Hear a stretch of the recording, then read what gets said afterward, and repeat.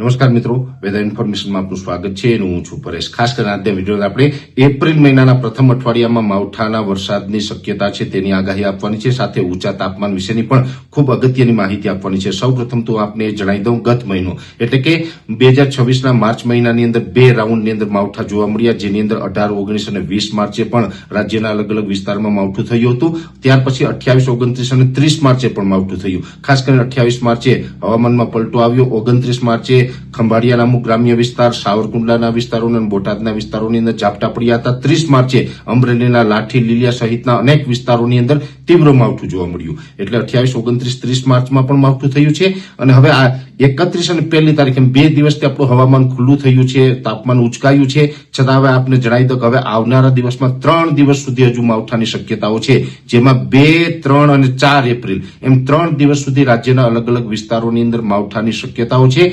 જેમાં ખાસ કરીને જોવા જઈએ તો ઉત્તર ભારતના જે પહાડો ઉપરથી અત્યારે back to back western disturbance પસાર થઈ રહ્યા છે। ઉત્તર ભારતના પહાડો ઉપર બરફવર્ષા પણ થઈ રહી છે અને એ જે વેસ્ટર્ન ડિસ્ટર્બન્સ હોય છે એનો ટ્રફ છે એ દક્ષિણ પાકિસ્તાન અને ગુજરાત સુધી લંબાઈ રહ્યો છે, જેને કારણે માર્ચ મહિનામાં પણ બે માવઠા થયા અને હવે એપ્રિલ મહિનાના પ્રથમ અઠવાડિયામાં જ આ એક માવઠું થવાનું છે।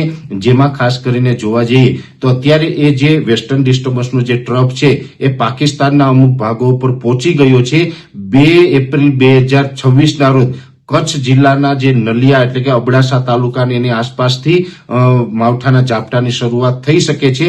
ખાસ કરીને આ માવઠાની વધુ અસર સૌરાષ્ટ્ર અને કચ્છની અંદર જોવા મળે તેવી શક્યતાઓ છે। એમાં કચ્છ જિલ્લાના અમુક સેન્ટરની અંદર તો તીવ્ર માવઠું થશે, એટલે કે સામાન્ય કરતા થોડુંક વધુ માવઠું થાય તેવી પણ શક્યતાઓ છે। સૌરાષ્ટ્રના પણ એકાદ બે સેન્ટરની અંદર તીવ્ર માવઠું, બાકી છૂટાછવાયા વિસ્તારમાં માવઠું થવાનું છે। એટલે આમ જોવા જઈએ તો સૌરાષ્ટ્ર અને કચ્છની અંદર આ માવઠાની અસર થોડીક વધારે જોવા મળશે। બીજા વિસ્તારોમાં પણ માવઠું થશે, પણ બીજા વિસ્તારોમાં એકદમ સીમિત વિસ્તાર અને એકદમ છૂટાછવાયા અને એકદમ સામાન્ય ઝાપટા પડે તેવી શક્યતાઓ છે। અમુક જગ્યાએ તો ખાલી છાંટછૂટ થશે, પણ સૌરાષ્ટ્ર અને કચ્છની અંદર આ જે વેસ્ટર્ન ડિસ્ટર્બન્સનો ટ્રફ છે એ થોડુંક તીવ્ર માવઠાના રૂપમાં અસર કરી શકે છે। એટલે આપણે આ માવઠા છે એને કારણે ખેડૂતોને ખેતી પાકોની અંદર વારંવાર નુકસાની આવી રહી છે। માર્ચ મહિનાની અંદર બે માવઠા થયા, એમાં પણ જે શિયાળુ પાક હોય, ઉનાળુ પાક છે, બાગાયતી પાક છે, દરેક પાકની અંદર નુકસાન ગયું છે અને ફરીથી એપ્રિલ મહિનાની અંદર માવઠું આવી રહ્યું છે। એટલે હજુ પણ ખેડૂત ભાઈઓને વધુ નુકસાની સહન કરવાનો વારો આવે તેવી શક્યતાઓ છે। એટલે ખેતી કામોની અંદર આપણે આ 2, 3 અને 4 એપ્રિલમાં માવઠું થવાનું છે, એને ધ્યાનમાં રાખીને ખેતી કામોનું આયોજન કરવું। બીજી વાત એ કરવાની છે કે અત્યારે આમ તો ઉનાળો ચાલી રહ્યો છે, એટલે ઉનાળાની અંદર સ્વાભાવિક રીતે તાપમાન ઉચકાતું હોય છે, એમાં પણ એપ્રિલ અને મે મહિનો છે તો આકરા તાપના મહિના કહેવામાં આવે છે। એટલે હવે 3 અને 4 તારીખથી હીટવેવનો રાઉન્ડ પણ ચાલુ થઈ રહ્યો છે। જો કે આ હીટવેવનો રાઉન્ડ છે લગભગ ગુજરાતના દરેક સેન્ટરમાં હશે, એટલે કે તાપમાન છે 40 અમુક જગ્યાએ 40 પ્લસ એટલે કે 41-42 ડિગ્રી તાપમાન થવાની શક્યતાઓ છે। 3 એપ્રિલથી લઈ અને 8 એપ્રિલ સુધી તાપમાન ઉચકાવાનું છે। જે વિસ્તારની અંદર માવઠાના ઝાપટા પડે અને વાદળછાયું વાતાવરણ થાય એટલા વિસ્તાર પૂરતું તાપમાન નીચું રહેશે। હવે આપણે ગુજરાતની અંદર ઓલ ઓવર જોવા જઈએ તો સાર્વત્રિક તો માવઠું થવાનું નથી। સૌરાષ્ટ્ર અને કચ્છમાં થોડીક વધારે અસર, બીજા વિસ્તારમાં ઓછી અસર। એટલે અને સૌરાષ્ટ્ર અને કચ્છની અંદર પણ સાર્વત્રિક નથી, બધા જ ગામમાં નથી થવાનું, અમુક ગામમાં જ થવાનું છે।